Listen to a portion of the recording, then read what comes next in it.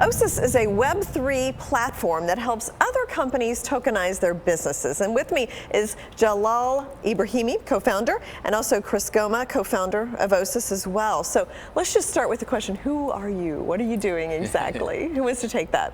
Sure, yeah. So my name is Jalal Ibrahimi, and thank you so much for having us on the show. Co-founder, of course. My background is in finance, accounting. I'm more of like the business financial side of the company.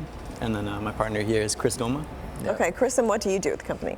Me, well, came up with the idea with Jalal, realized that there's this disconnect in traditional finance when it comes to like trust versus verification of assets with money. I was like always talking about this with my dad and my brother, who's more of an economist, and I was like, man, like what's going on with like the world right now? There's all these crashes that go up. There's all these things going on in the world, and why do we have to trust entities that we know don't have our best interest at heart? And then when I was introduced to the blockchain space by Jalal, I saw that there was technology that didn't have to trust anyone to make a transaction that you want to happen through something that you call smart contracts. And that made me excited because I realized I had a thought, and I was like, what if you could tokenize yourself? What if you could make yourself a currency or create your own currencies for whatever? Is that possible? And if you did it through this, would it make things easier? And I realized that the answer was yes. So we wanted to make technology to further benefit that. That's what Osis is all about. My background is actually music, and I have a legal background.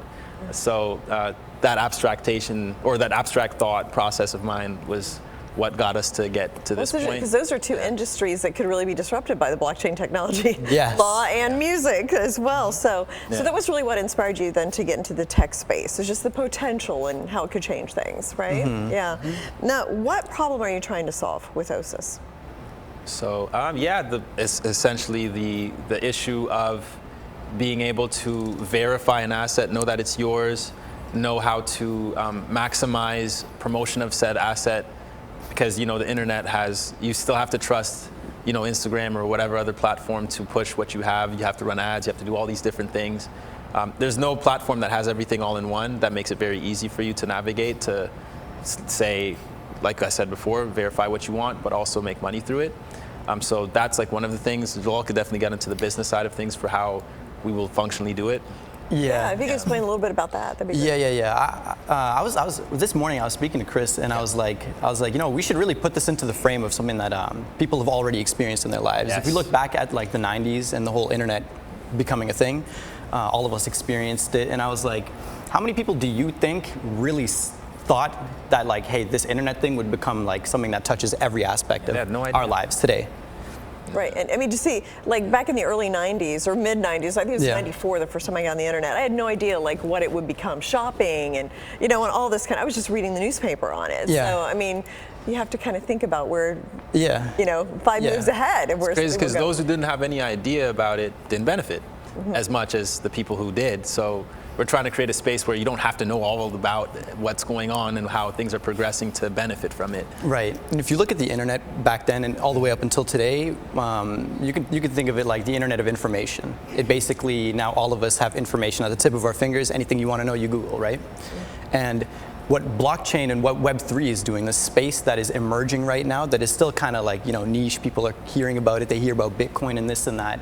What people need to understand is that the same way the internet changed the way that information is disseminated and the way that we access and consume it, blockchain is like think of it as kind of like a software upgrade, the next update, and it's like an internet of value.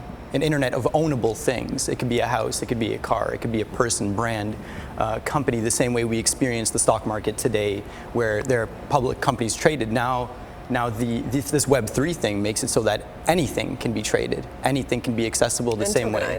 Exactly, and tokenized. Yeah. And so what Osis is doing, and the opportunity that a lot of people didn't have in the 90s when they didn't hear and learn about, hey, this is all this stuff that the internet could do.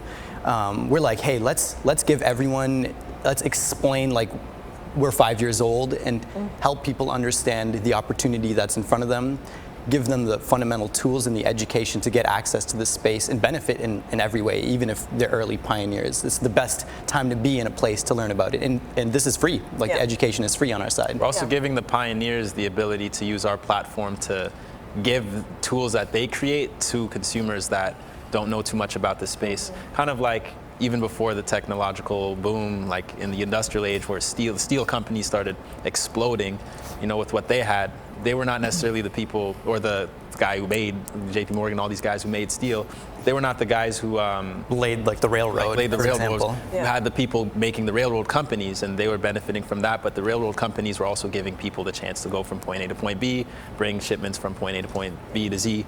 So that's like what we're trying to do with OSIS, create those foundational building blocks for other people to use, like our services and other people's services at scale. Yeah, I mean, it's kind of like, you know, how companies help others build websites, things like that. I mean, you're just doing it in the blockchain world. So you're both pretty young. I mean, how do you navigate this new business world, being young and kind of staying on the right path?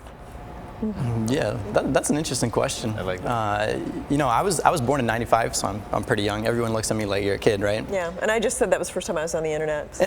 yes. Go ahead. Actually, growing up was really interesting. I was born in Afghanistan. My family immigrated to Canada, actually. So I grew up in Toronto, and I had this nice grace period before, you know, the internet and all this stuff happened. But at a pretty young age, I got into like tech, into all of this stuff, and it's super, I'd say like it's enthralling. It's super interesting to me personally. When I was like 13, I started my whole entrepreneurial journey, actually. And it was the first time I ever did anything entrepreneurial. I saw a BlackBerry phone for sale on Craigslist, bought it, saw that someone else would pay a higher amount for it, sold it the same day, and boom, my whole journey kind of just started. And Welcome to capitalism. It grew. Right? Exactly. Yeah. Okay. Yeah. And then what's the future for OSIS? We both just weigh in on that finally. Future for OSIS, I would say, I would want to show you something actually. Oliver, can you bring something for me? So this right here is a 15-month plan. Oh my goodness, okay. Right here, so wrote this over the course of the last week. Basically what this You wrote this in a week? Yeah, it's been in here for years. But, he's the type to not sleep much. Yeah, we've been flying around. It's been brutal. Yeah. But the thing is, why this was written was because we've been dealing with one particular problem, and it was, okay, we are building a startup. We're starting it from scratch. There's a lot of unknown unknowns since we're in an industry that is like, there's like a, you know, there's a blue ocean effect. 70% of our customer base has never been in the blockchain space before. Millions of dollars are coming in from people that don't know anything about blockchain. So that also means that the people that we're hiring on and bringing into the company have these unknown unknowns when it comes to building and who to hire, who to bring in, that we might be able to, you know, help quell by creating a guideline for them to follow. So this is for not only our own roadmap in the next, you know, 15 months, a year, 10 years. You know, you have to start somewhere. So 15 months. But this is also having our team in there. And they're going to just kind of walk through like everything that would work for them quarterly to yearly. That way we can duplicate the proper scaling necessary. So in 5 years to 10 years, maybe 5 years, I see our company, OSIS, being something that could be used by millions of different like institutions, governments, individuals, to the point where our exchange is also one of the largest publicly traded assets on Earth. That's like what we hope for. Okay. If we can do this right, we can follow this. A little weekend reading. Yeah. So, okay, thank you so much for coming and explaining this. Best of luck.